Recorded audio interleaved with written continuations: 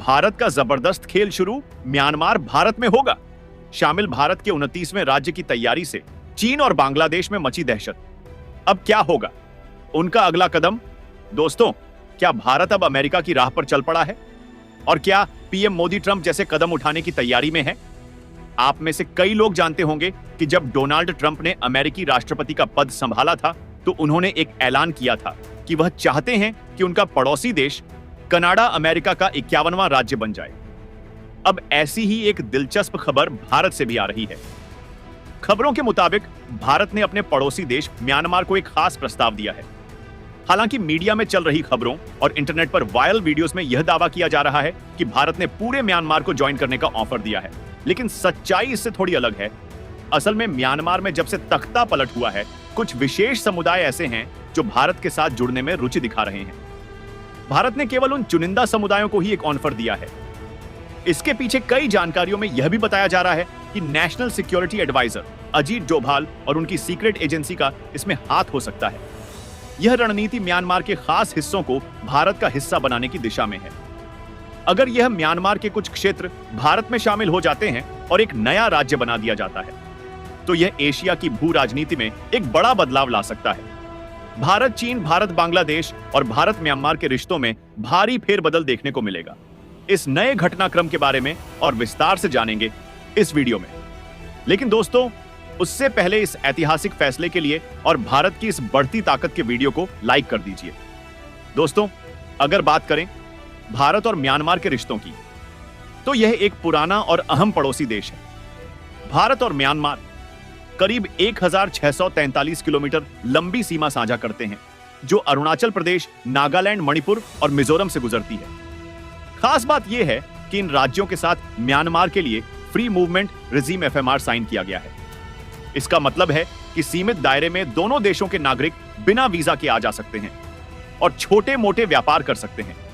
लेकिन फरवरी 2021 में म्यांमार में तख्ता पलट होने के बाद हालात बदल गए। भारत के सामने बड़ी चुनौतियां खड़ी हो गई, क्योंकि इतनी लंबी सीमा पर कंटी तारों फेंसिंग का काम पूरा नहीं हुआ था। इस सीमा से जुड़े इलाकों की सुरक्षा एक बड़ा सिरदर्द बन गई। हालांकि भारत ने धीरे धीरे इस समस्या का समाधान किया, लेकिन म्यांमार में जारी अस्थिरता ने नई मुश्किलें पैदा कर दी। म्यांमार में जब तख्ता पलट हुआ तो वहां के कुकी समुदाय के करीब 40,000 से ज्यादा लोग शरणार्थी बनकर मिजोरम में आ गए। उस समय भारत की तत्कालीन सरकार ने उन्हें मदद दी ताकि भारत और म्यांमार के बीच रिश्ते प्रभावित ना हो। लेकिन जब शरणार्थियों की संख्या बढ़ती है तो देश को एक नई चुनौती का सामना करना पड़ता है, और इसी चुनौती के बीच भारत ने एक अहम कदम उठाया है।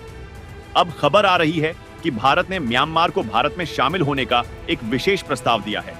यह एक ऐतिहासिक ऑफर है जो दोनों देशों के रिश्तों और एशिया की राजनीति में बड़ा बदलाव ला सकता है। आगे जानेंगे कि अगर म्यांमार का हिस्सा भारत में शामिल हो जाता है तो इसका हमारे क्षेत्रीय रिश्तों और सुरक्षा पर क्या असर पड़ेगा। असल में मिजोरम के सांसद वनलाल वेणा ने हाल ही में नए म्यांमार के उत्तर पश्चिमी हिस्सों का दौरा किया, जो भारत की सीमा से सटे हैं।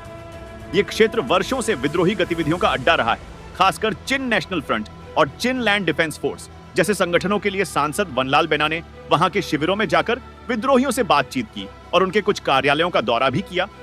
इस दौरे के दौरान उन्होंने एक महत्वपूर्ण सवाल पूछा, क्या आप भारत के संघ में शामिल होना चाहेंगे? यह कोई पहला मौका नहीं था जब इस समुदाय से भारत को ज्वाइन करने का प्रस्ताव मिला हो।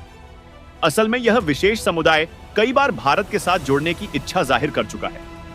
भारत की ओर से भी यह ऑफर उसी समय दिया गया जब उनकी तरफ से दिलचस्पी दिखाई गई। आपको याद होगा कि म्यांमार में तख्ता पलट के बाद 40,000 से भी ज्यादा शरणार्थी मिजोरम में शरण लेने आए।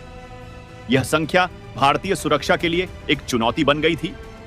इससे पहले जब फ्री मूवमेंट रेजिम एफएमआर चल रही थी तो म्यांमार और भारत के नागरिक बिना किसी कठिनाई के 10 किलोमीटर के दायरे में एक दूसरे के क्षेत्रों में जाकर व्यापार कर सकते थे। यह सीमा पहले 16 किलोमीटर की थी, जिससे दोनों देशों को एक दूसरे के बड़े बाजारों तक पहुंच प्राप्त थी। लेकिन तख्ता पलट के बाद यह सुविधाएं ठप हो गई। सीमावर्ती इलाकों में व्यापार और आवागमन लगभग रुक गया, और अब स्थिति इतनी बिगड़ चुकी है कि भारत को म्यांमार के इन समुदायों के साथ नए समझौते करने पड़ रहे हैं। भारत का यह प्रस्ताव न केवल एक ऐतिहासिक कदम हो सकता है, बल्कि इससे दोनों देशों के संबंधों और क्षेत्रीय सुरक्षा में एक नया मोड़ आ सकता है। लेकिन यह बात आप भी समझ रहे होंगे कि म्यांमार, जो चीन के साथ भारत से भी बड़ा बॉर्डर साझा करता है, इसकी लंबाई करीब 2150 किलोमीटर है। चीन के लिए म्यांमार एक बेहद महत्वपूर्ण देश है और वह कभी नहीं चाहेगा कि म्यांमार का कोई हिस्सा भारत के साथ जुड़े। इसकी वजह चीन का belt and road initiative BRI project है, जो दुनिया का सबसे बड़ा और महत्वाकांक्षी परियोजना है। इस प्रोजेक्ट में म्यांमार चीन के लिए एक महत्वपूर्ण शुरुआत है, क्योंकि चीन ने यहीं से अपनी कनेक्टिविटी की शुरुआत की है। चीन ने म्यांमार में भारी निवेश कर रखा है, खास तौर पर चीन म्यांमार इकोनॉमिक कॉरिडोर में, जो BRI का कोर हिस्सा है। फ्यू स्पेशल इकोनॉमिक जोन में चीन एक डीप सी पोर्ट तैयार कर रहा है, जो उनके लिए रणनीतिक रूप से बहुत अहम है। डीप सी पोर्ट्स का मतलब होता है कि समुद्र की गहराई ज्यादा होती है, जिससे बड़े बड़े शिप्स, जिनकी लंबाई 500 मीटर या उससे भी ज्यादा होती है, वहां आकर व्यापार कर सकते हैं। ऐसे पोर्ट से म्यांमार और चीन को भारी आर्थिक लाभ हो सकता था, और यही वजह है कि चीन म्यांमार के किसी हिस्से को खोना नहीं चाहेगा। इसके अलावा चीन ने म्यांमार में कई बड़े इंफ्रास्ट्रक्चर प्रोजेक्ट्स में भारी निवेश किया है। इनमें से एक प्रमुख परियोजना चीन म्यांमार रेलवे है, जिसके तहत म्यूज से मांडले तक एक रेलवे लिंक बनाने की योजना है। यह लिंक दोनों देशों के बीच व्यापारिक कनेक्टिविटी को और भी मजबूत करेगा। चीन ने इस प्रोजेक्ट में मोटी फंडिंग की है और म्यांमार के कई हिस्सों को डेवलप किया है, चाहे इंफ्रास्ट्रक्चर, ऊर्जा, गैस पाइपलाइंस, रेलवेज, हाईवेज, हर क्षेत्र में चीन ने म्यांमार की मदद की है। रिसेंटली चीन ने म्यांमार बॉर्डर पर एक एडवांस रडार सिस्टम भी डिप्लॉयड करीब 3000 किलोमीटर है। यह भारत के लिए एक बड़ा खतरा साबित हो सकता है, क्योंकि हम बंगाल की खाड़ी में लगातार मिसाइल और रक्षा प्रणाली के परीक्षण करते रहते हैं। हाल ही में मार्च के महीने में भारत ने 12 से 15 तारीख के बीच नो टाइम जारी किया है, जिसमें अलर्ट किया गया है कि इस अवधि में एक नई मिसाइल का परीक्षण किया जाएगा। भारत ने इस परीक्षण के लिए 415 किलोमीटर के दायरे में अलार्म जारी किया है। हो सकता है कि इस दौरान भारत ब्रह्मोस या कोई अन्य नई मिसाइल का परीक्षण करे। यह पूरी स्थिति इस बात की ओर इशारा करती है कि म्यांमार पर चीन की नजर गहरी है और वह किसी भी तरह म्यांमार का हिस्सा भारत को जॉइन करने नहीं देगा। लेकिन अब समस्या यह है कि चीन द्वारा लगाए गए रडार से चीन को यह जानकारी मिल जाएगी कि भारत किस स्पीड और रेंज के साथ कौन सी मिसाइल का परीक्षण कर रहा है। इससे भारत की रणनीतिक सूचनाएं लीक होने का खतरा है। वहीं अगर भारत और म्यांमार के संबंधों की बात करें, खासकर द्विपक्षीय व्यापार के मामले में, तो म्यांमार में 2021 के तख्तापलट के बाद से व्यापार में भारी गिरावट आई है। हालांकि 2023 से 2024 के आंकड़ों के मुताबिक दोनों देशों के बीच 1.7 अरब अमेरिकी डॉलर का व्यापार हुआ।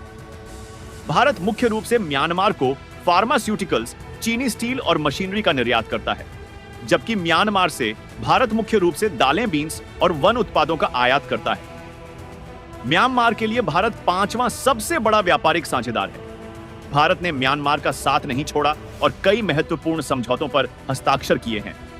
इसमें एशियाई भारतीय व्यापार में सामान के समझौते और ड्यूटी फ्री टैरिफ प्रेफरेंस शामिल है, जो भारत ने म्यांमार को दिया था, ताकि बिना किसी शुल्क के हम आयात निर्यात कर सकें और स्थानीय मुद्राओं का उपयोग कर सकें। इसके अलावा लैंड बॉर्डर के लिए कुछ चेक पोस्ट समझौतों पर भी हस्ताक्षर किए गए हैं, जो दोनों देशों के व्यापार और सुरक्षा के लिए अहम है। म्यांमार में प्राकृतिक आपदाओं के समय जैसे भूकंप आदि भारत ने कई बार मानवीय सहायता भेजी है और म्यांमार की हर संभव मदद की है। भारत का यह सहयोग इस बात का संकेत है कि भारत ने म्यांमार के साथ अपने रिश्तों को कभी कमजोर नहीं होने दिया और हर मुश्किल समय में म्यांमार के साथ खड़ा रहा है। अब सवाल यह उठता है कि अगर म्यांमार भारत को ज्वाइन करता है तो इससे जियोपॉलिटिक्स में कौन से बड़े बदलाव देखने को मिलेंगे। सबसे पहला कारण चीन है। चीन कभी भी इस स्थिति को स्वीकार नहीं करेगा और यकीनन चीन यूनाइटेड नेशन सिक्योरिटी काउंसिल समेत कई अंतरराष्ट्रीय मंचों पर जाकर इस निर्णय के खिलाफ आवाज जरूर उठाएगा। इसका कारण यह है कि चीन पहले ही एक बड़ा झटका झेल चुका है। जब 1975 में सिक्किम ने भारत को ज्वाइन किया था, इसके अलावा 1971 में भारत ने बांग्लादेश को आजादी दिलाई थी, जो चीन के लिए एक और बड़ा धक्का था। इन घटनाओं से चीन अभी तक पूरी तरह से नहीं उभर पाया है।